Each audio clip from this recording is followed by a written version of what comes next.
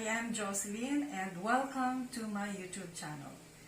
Today we'll be featuring enchilada, a very simple Mexican dish, and I just use up whatever is available in my pantry. And for this recipe, we'll be needing 10 to 12 tortillas, flour tortillas, which is soft tortillas. And then for the topping later, we're going to use about a cup of cheddar cheese. And for assembling, I'm using any available melting cheese.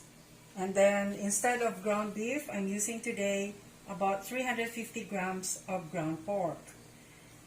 And a cup of chopped bell peppers, 1/4 cup oil, 2 tablespoons of flour mixed with a pinch of baking powder.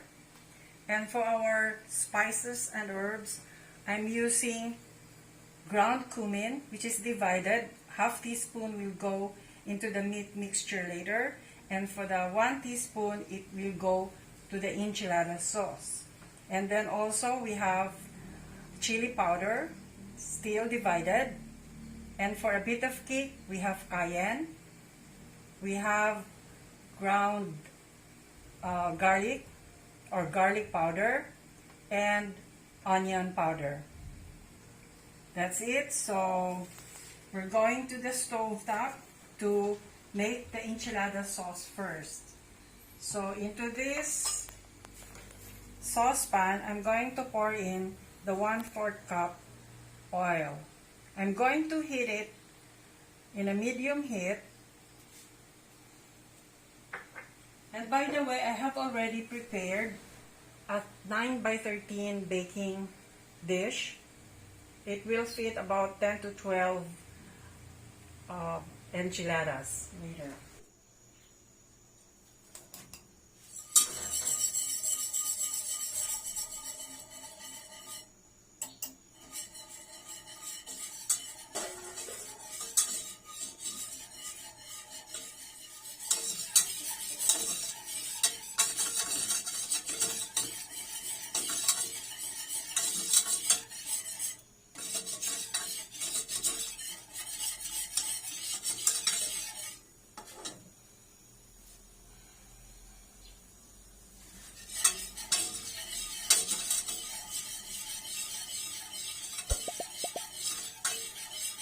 We cook the flour in the oil. Let it cook for about a minute to remove the floury paste. And then we add the 2 cups of tomato sauce.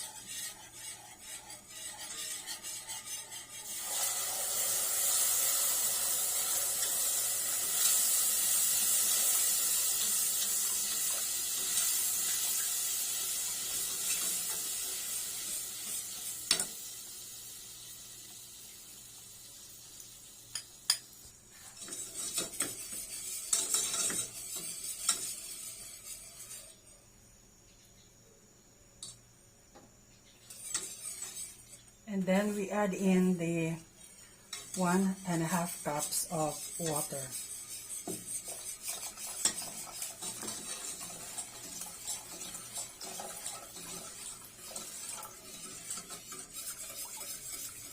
We bring this to a simmer.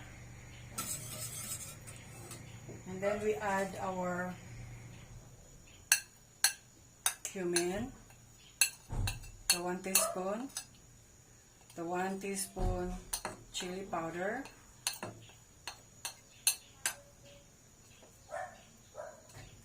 half of the garlic powder, and half of the onion powder.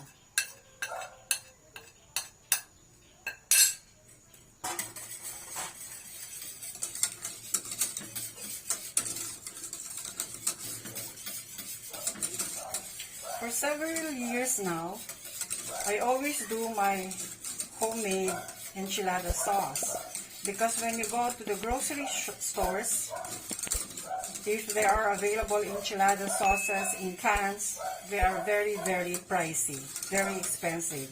So I learned how to do my own enchilada sauce. You just bring this to a simmer. Let it simmer for about 5 minutes, and then we do the meat filling.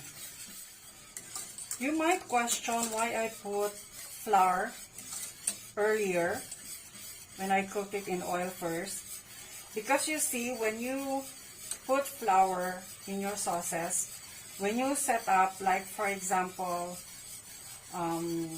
lasagna, enchilada, or any other layered pasta dishes, the sauce tends to pool down at the bottom of the baking dish. So for this, in order for the sauce not to pull down at the bottom, pupunta lang siya lahat sa ilalim, you mix a little bit of flour. Just a little bit to thicken the sauce and to set the final product later.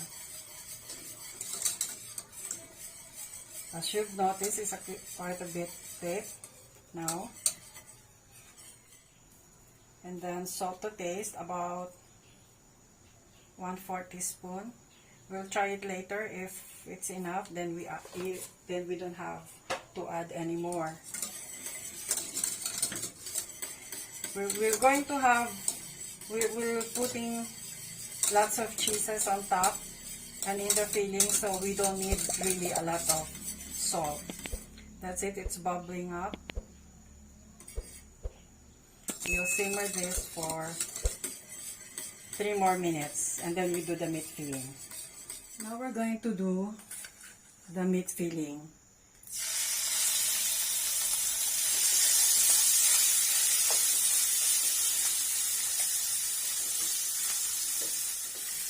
Cook this until it's brown.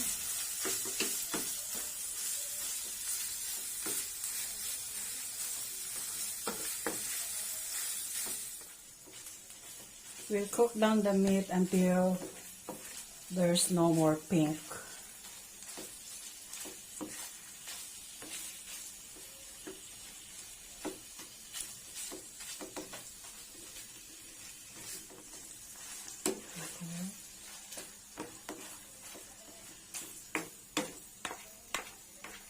Then you take out, you remove the excess fluid. We don't need that.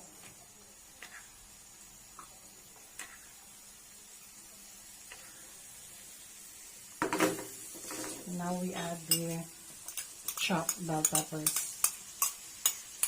In authentic Mexican dishes, they use poblanos, anchos, and those tiny peppers, similar to our siling labuyo. But today, I'm not going to use any hot peppers.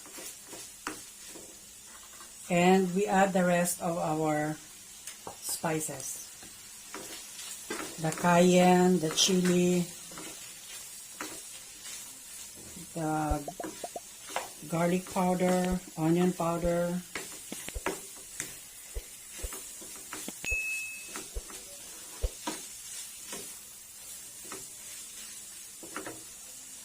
and just a bit of salt. We already have salt in our enchilada sauce, so just a tiny bit.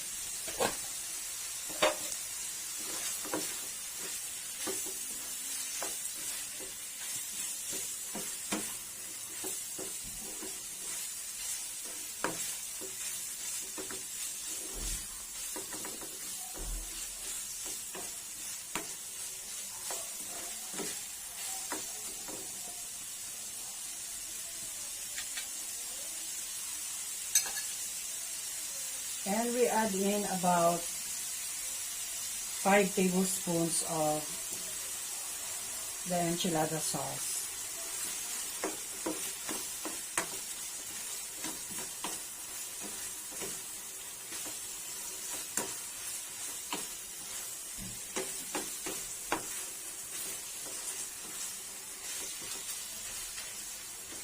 That's it. We're done. Now we're going to roll up, fill up the flour tortillas, and then roll up and bake it. Before we start assembling the enchiladas, I would just like to share a tip.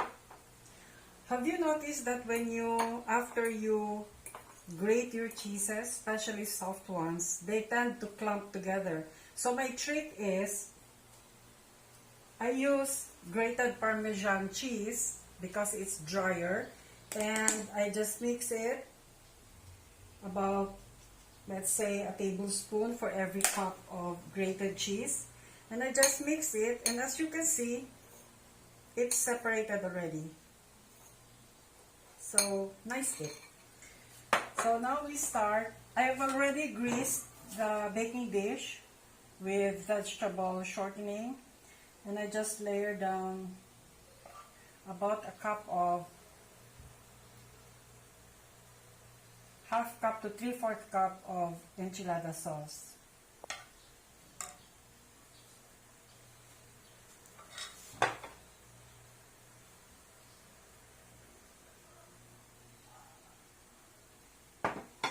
I really love Mexican dishes. My favorite are tacos made with soft tortillas. Then I make my own homemade salsa. So take one soft tortilla flour, fill it with about 2 tablespoons of filling. So you estimate, for the filling that you have, you estimate para hindi magkulang later. Then about a tablespoon of the cheese.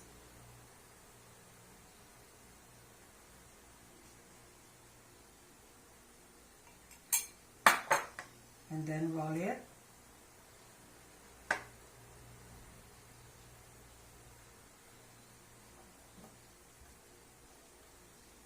And then put the seam side down.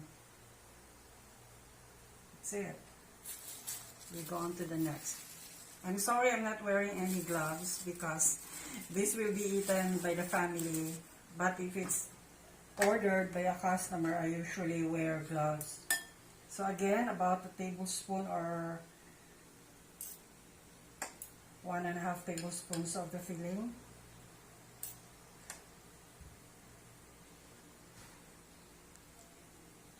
Sometimes I do this. 1, 2, 3. I divide it para hindi ma-short. Then again.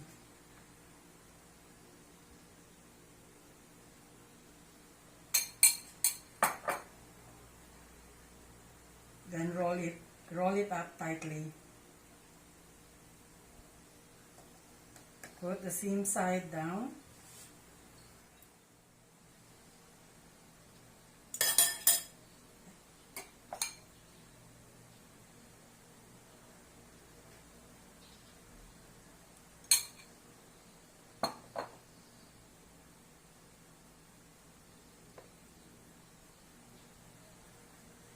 On our next video for Mexican dish, I will show how to make a homemade tortilla.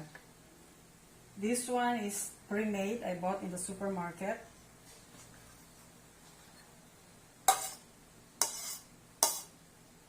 But this brand that I use is nice because it's soft.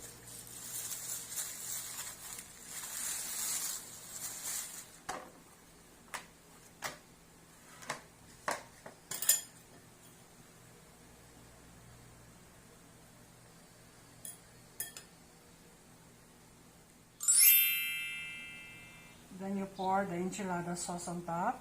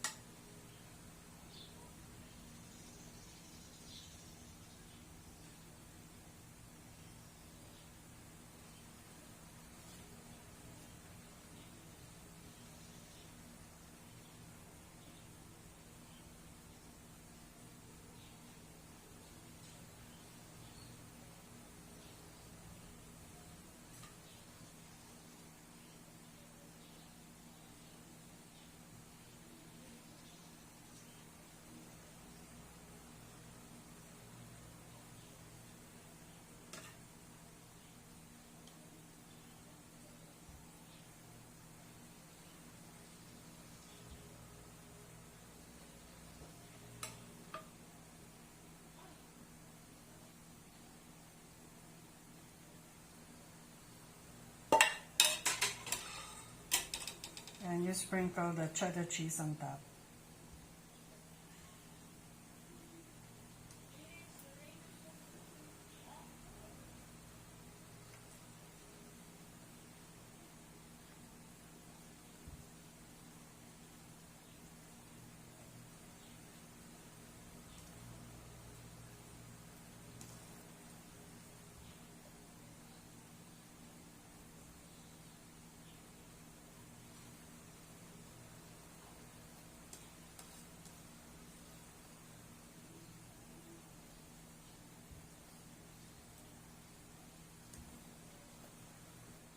There's no mozzarella cheese in Mexican cooking, but I really like sprinkling some, just a little bit on top.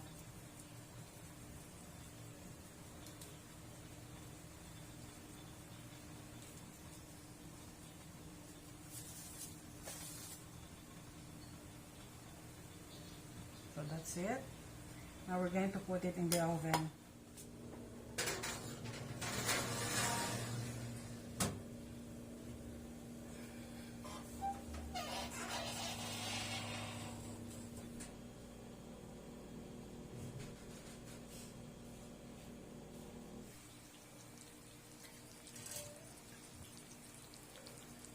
This is our enchiladas.